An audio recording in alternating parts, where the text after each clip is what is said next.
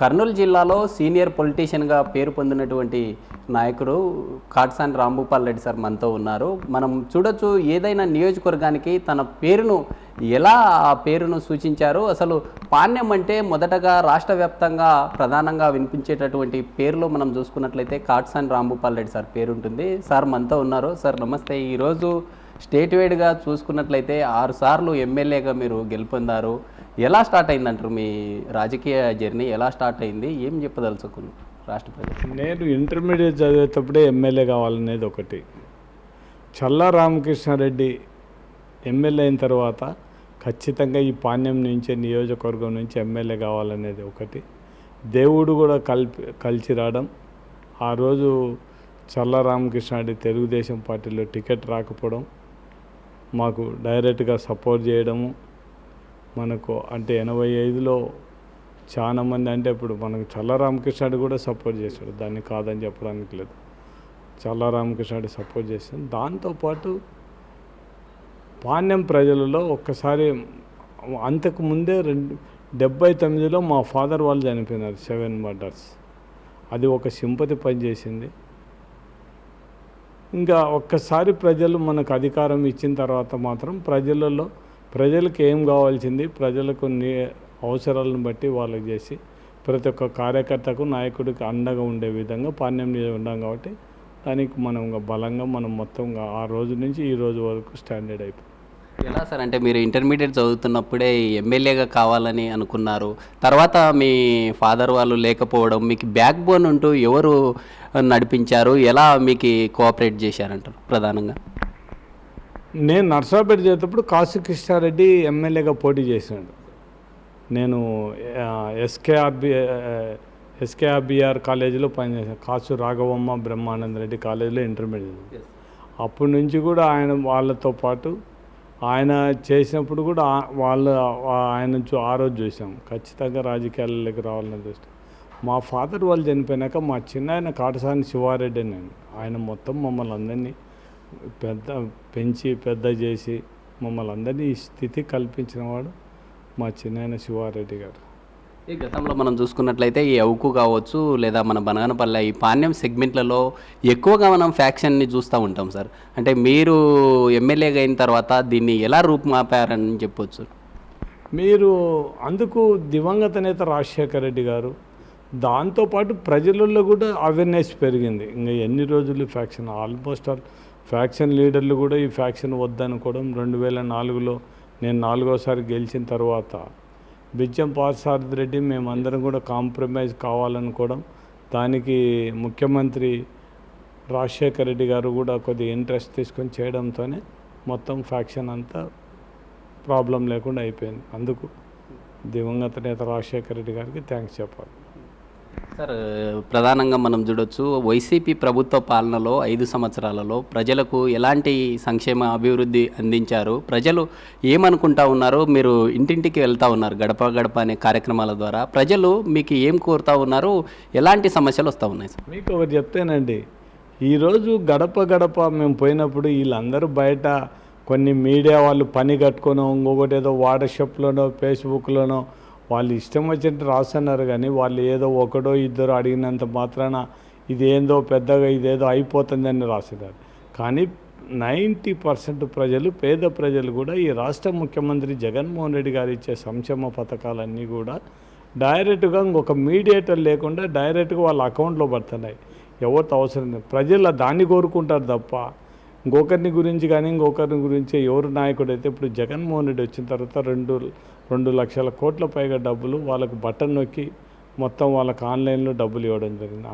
అంతకుముందు గవర్నమెంట్ ఎవరు లేదు.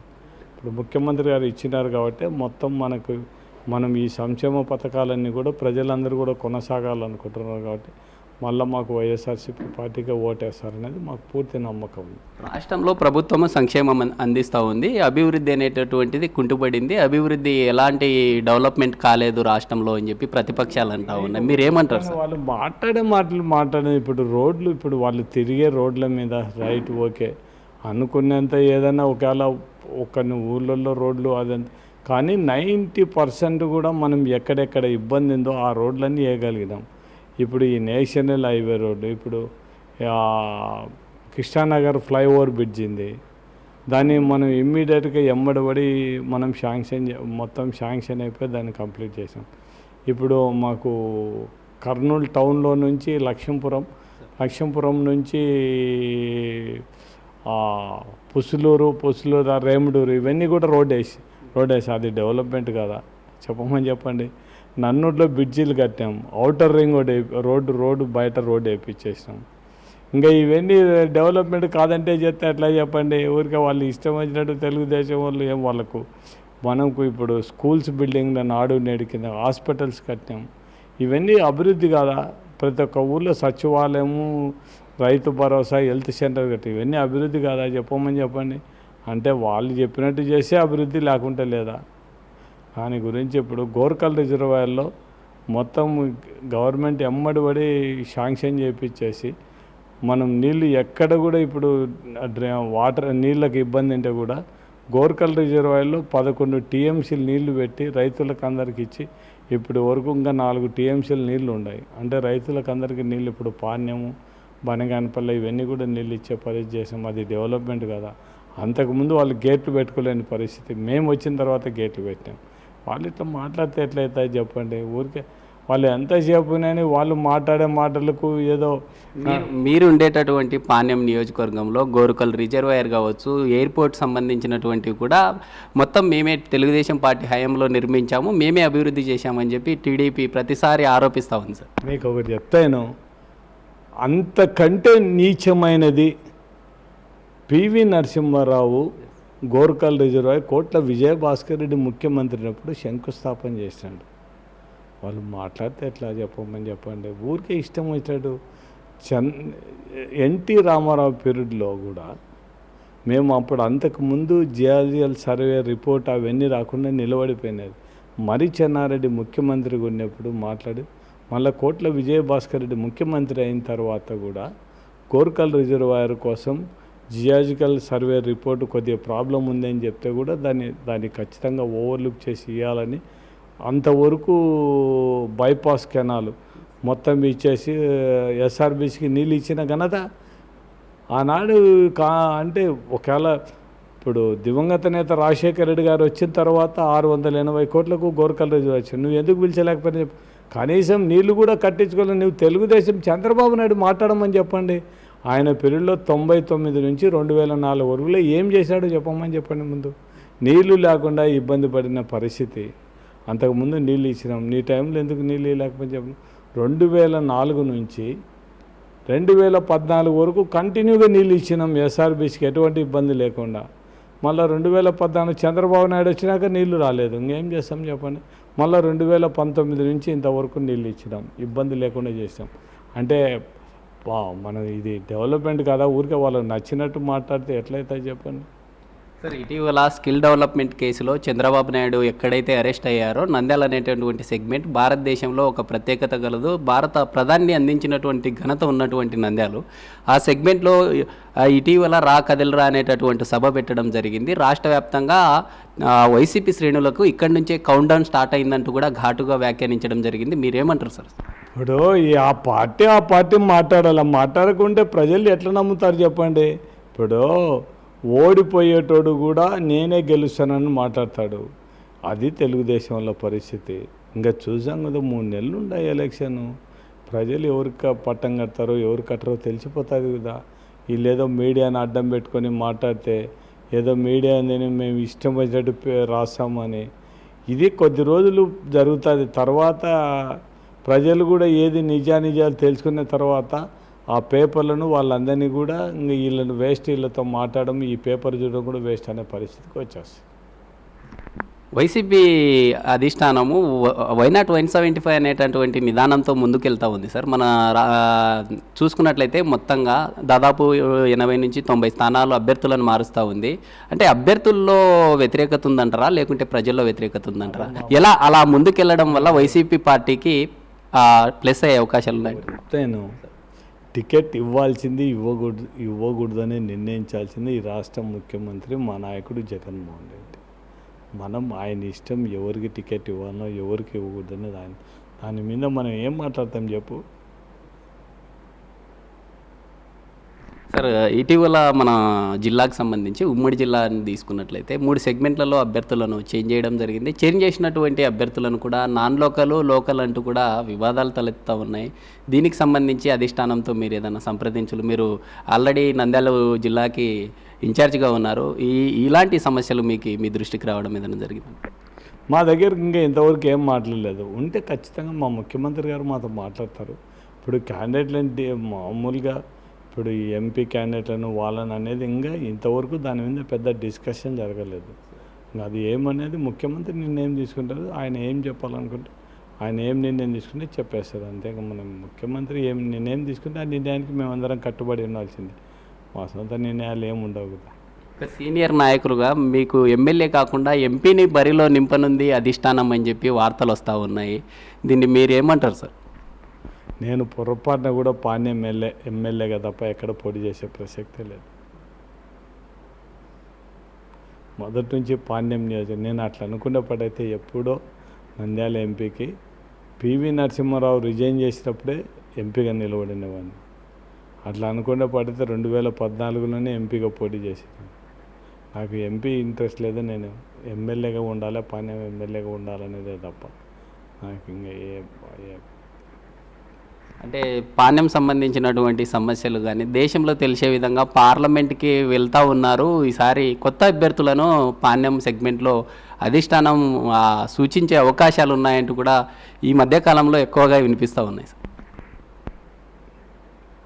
మీడే మీ చేతిలో ఉంది. మీరు ఏం రాస్తారో రాయండి. డిసైడ్ చేయాల్సింది ఈ రాష్ట్ర ముఖ్యమంత్రి జగన్మోహన్ రెడ్డి గారు. అంతే తప్ప ఈ రాతలు దీళ్ళను గురించి పెద్దగా నేను ఆలోచన చేసే పరిస్థితి లేను. నాకు తెలిసి ముఖ్యమంత్రి గారు అటువంటిది ఏం ఉండదనేదే మా ఉద్దేశం. అంతే. సార్ ఇటీవల నారా లోకేష్ కావచ్చు లేదా టీడీపీ శ్రేణులు ఆ పాణ్యం అంటే మీ మీద వివిధ రకాలైనటువంటి ఆరోపణలతో దుమ్మెత్తి పోస్తూ ఉన్నాయి. నిజంగా ఆ ఆరోపణలో నిజం ఉందంటారా? అసలు మీరు ఏం చెప్పదలుచుకున్నారు? మీకు ఒకటి చెప్తానండి. నేను వాళ్ళు చెప్పినట్టు కబ్జాలు చేసేపటైతే హైదరాబాద్లో నా ఇండ్లు అమ్ముకోవాల్సిన అవసరం లేదు. నేను జూబ్లీహిల్స్లో నా ఇండ్లు అమ్మేసుకున్నాను. 2014 ఎలక్షన్లకు చేసిన అప్పు కోసం ఇండ్లు అమ్మేస్తున్నాను. నేను వాళ్ళు అనుకున్నట్టు నాకు మొత్తం వీళ్ళందరూ మాట్లాడుతున్నారు కోట్లని. మాట్లాడే నాయకులు అంతా వచ్చి నా గీన ఆ భూములు హ్యాండ్ ఓవర్ చేసి నేను ఎక్కడ ఉన్నానంటే అవి చూపించేస్తే సగం డబ్బులు వాళ్ళకే ఇచ్చేస్తాట. సగం డబ్బులు తీసుకొని నేను వాళ్ళకే ఇచ్చేస్తాను. నాకేం అభ్యంతరం.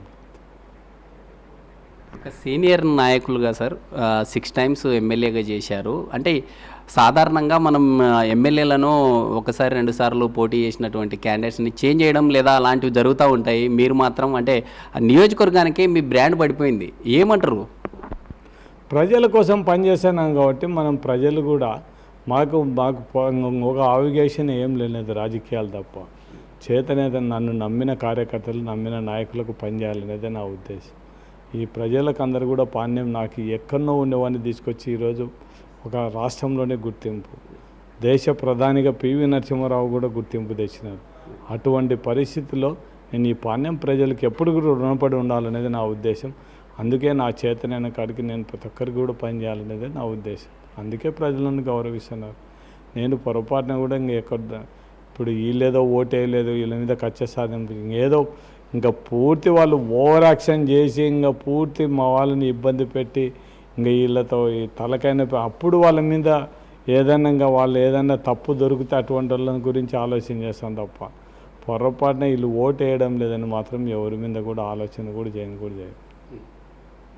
ఈ మధ్యకాలంలో మీరు గడప వెళ్తున్న సందర్భంలో కూడా మీరు ఇందాక మనం మాట్లాడుకున్నట్లు కొన్ని విలేజెస్లో ఆ వ్యతిరేకత రావడం జరిగింది, రోడ్స్ అని చెప్పి. మీకు ఒకటి చెప్తాను, వ్యతిరేకత ఇప్పుడు ఒకరి ఇంటికాడికి పోయినాము, ఆమె ఇప్పుడు ఆ ఊర్లో అన్నీ సిమెంట్ రోడ్లు వేసినాము, ఆమె కలంలో ఇల్లు కట్టుకుంది, కలం ఇల్లు కట్టుకుంటే అంతవరకు ఆమె ఇంటి దగ్గరికి సందు ఊరికి వచ్చి రోడ్డు వేసినాము.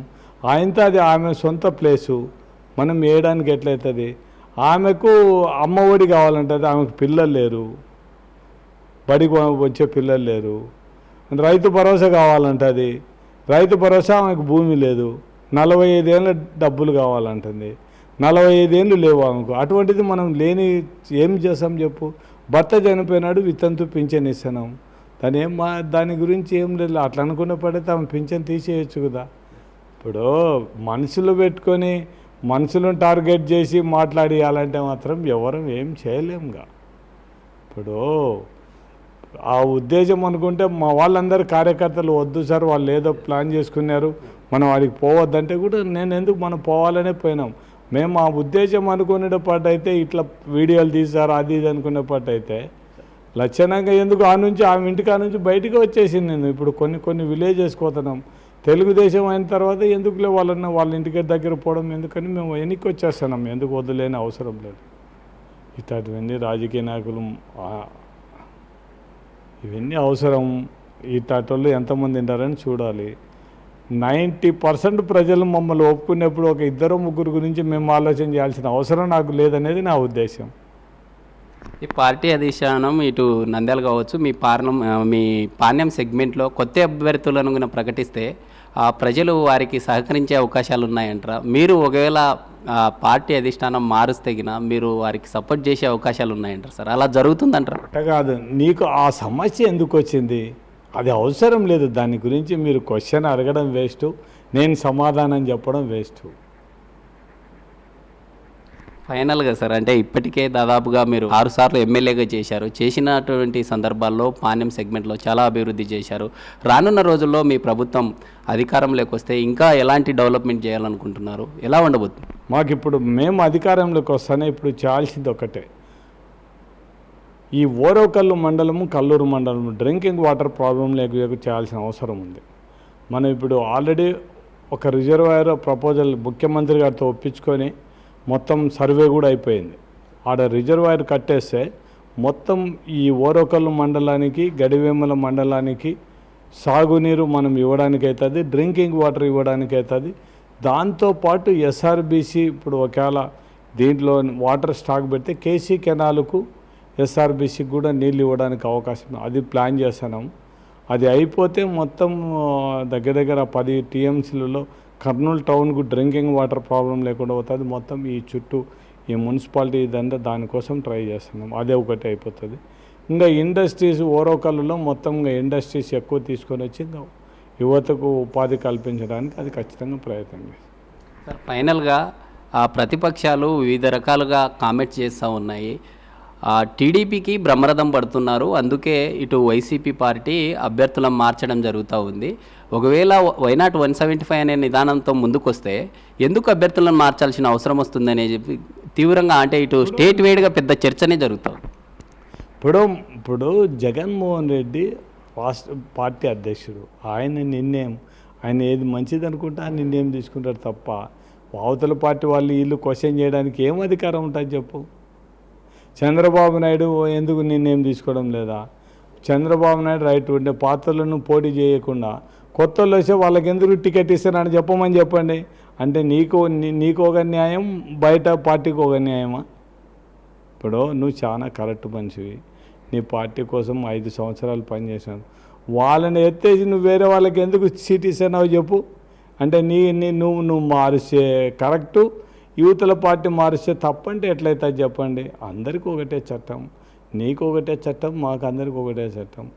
ఎవరు అధ్యక్షులు వాళ్ళ ఇష్టం, అది వీళ్ళను ఉంచాలన్నా ఉంచకూడదు అనేది వాళ్ళ నిర్ణయం తీసుకుంటారు అంతే.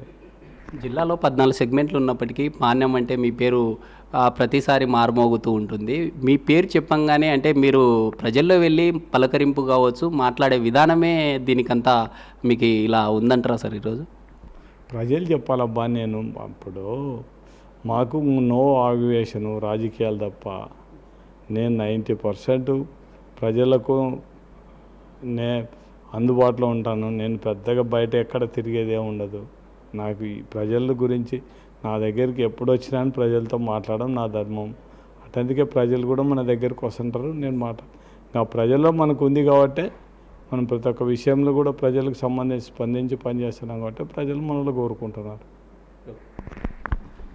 ఇది ప్రధానంగా పాణ్యం నియోజకవర్గంలో ఉన్నటువంటి దాదాపుగా 6 సార్లు ఎమ్మెల్యేగా గెలిచి ఆ ప్రజల్లో ఉన్నటువంటి ప్రజానాడిని పడుతూ ఇప్పటికీ కూడా పాణ్యం అంటే రాంభూపాల్ రెడ్డి అనే విధంగా ఈరోజు ముందుకెళ్తా ఉన్నారు. రాష్ట్ర వ్యాప్తంగా సార్ పేరు అయితే పాణ్యం అని చెప్పంగానే ముందుగా గుర్తుంటుంది. రానున్న ఎన్నికల్లో కూడా వైసీపీ ప్రభుత్వం ఇటు రాష్ట్ర వ్యాప్తంగా కావచ్చు లేదా జిల్లాల్లో కూడా ఖచ్చితంగా గెలుపు దిశగా ముందుకెళ్తుంది అని చెప్పి కూడా ధీమాను వ్యక్తం చేస్తున్న పరిస్థితులు. వీడియో జర్నలిస్ట్ సురేష్తో శ్రీరామ్, బిగ్ టీవీ కర్నూలు.